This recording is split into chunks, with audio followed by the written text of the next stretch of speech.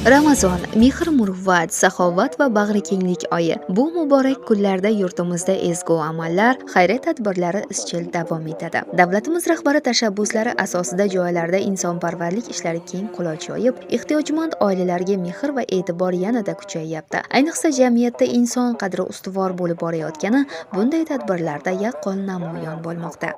Mana bu yil birinchi marta nodavlat tashkilotlar tomonidan mana shu bizda viloyatimizda keng ko'lamli tadbirlar, ya'ni ayollar daftarida turadigan xotin-qizlarimizni qo'llab-quvvatlashga qaratilgan xayriya tadbirlari bo'lib o'tmoqda.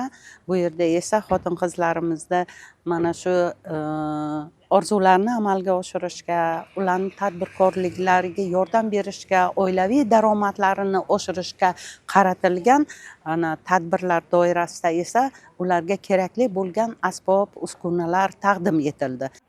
Oliy Majlis huzuridagi Fuqarolik jamiyati institutlarini qo'llab-quvvatlash jamoat fondi, O'zbekiston nodavlat notijorat tashkilotlari milliy assotsiatsiyasi, Yuksalish harakati, Demokratik jarayonlarni tahlil qilish markazi Qashqadaryo viloyati bo'linmalari hamda Yuksalish axborot maslahat resurs markazi hamkorligida yana bir xayrli ishga qo'l urildi. Tadbir doirasida Qarshi shahri mahallalarida istiqomat qiluvchi ehtiyojmand insonlar holidan xabar olinib, muborak Ramazon oyi bilan samimiy qutlandi. Boquvchisini yo'qotgan, ijtimoiy daftarlarda ro'yxatda turuvchi hamda ijtimoiy himoyaga muhtoj 15 nafar xotin-qizlarga tikuvchilik hamda qandolatchilik asbob-uskunalari jamlanmasi taqdim etildi.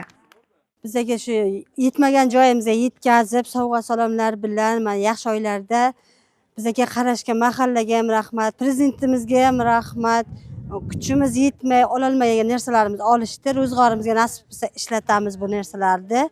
Berganga rahmat. Prezidentimiz bizga mana shuncha mehr ko'rsatibdi, shuncha savobli ishlar qilib, shuncha narsa berib, fuqarolarni xursand qilib, shuncha anavga yetkazibdi. Allohga shukr qilamiz. Prezidentimizga rahmat aytamiz. Pishiriq sohasi bo'yicha mikroto'lqinli pech, keyin mikser, musarrafga berishdi.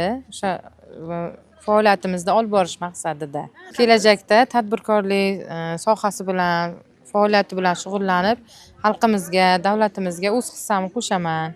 Bunday amaliy yordamlar nafaqat moddiy qo'llab-quvvatlash, balki ayollarning jamiyatdagi o'rnini mustahkamlash, ularni ijtimoiy hayotga faol jalb etishda ham muhim ahamiyat kasb etadi. Eng muhimi, ana shunday ezgu ishlar xalqimiz o'rtasida birdamlik va hamjihatlikni mustahkamlab, Ramazon oyining fayz va barakasini har bir xonadonga olib kirayotgani bilan ahamiyatlidir.